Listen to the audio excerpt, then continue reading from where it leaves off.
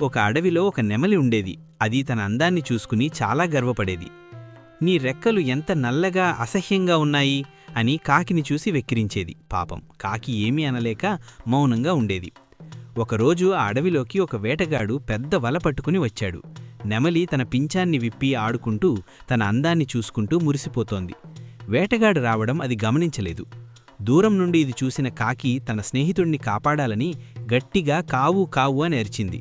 కాని నెమలి ఆ అరుపులను పట్టించుకోకుండా ఈ కాకి నా నాట్యాన్ని చూసి కుళ్ళుకుంటోంది అని అనుకుంది. సరిగ్గా అదే సమయంలో వేటగాడు వలను విసిరాడు. నెమలి ఆ వలలో చిక్కుకుపోయింది. తన బరువైన పించం వల్ల అది త్వరగా ఎగరలేకపోయింది. వేటగాడు దగ్గరకు వస్తుండటం చూసి నెమలి భయంతో వణికిపోయింది. వెంటనే కాకి తన మిత్రబృందాన్ని పిలిచింది. 10-15 కాకులు ఒక్కసారిగా వచ్చి ఆ వేటగాడి తలమీద కళ్లమీద పొడవడం మొదలుపెట్టాయి.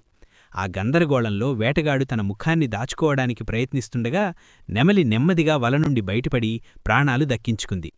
అప్పుడు నెమలికి అర్థమైంది, అందం కంటే ఆపదలో ఆదుకునే తెలివితేటలు స్నేహమే గొప్పవి అని. తన నలుపు నెమ్మును చూసి తక్కువ అంచనా వేసినందుకు కాకికి క్షమాపణ చెప్పింది. నీతి: బయటి అందం కంటే లోపల ఉండే మంచితనం, సమయానికి ఉపయోగపడే తెలివితేటలే ముఖ్యం. కథ నచ్చితే లైక్ చేసి ఫాలో అవ్వండి.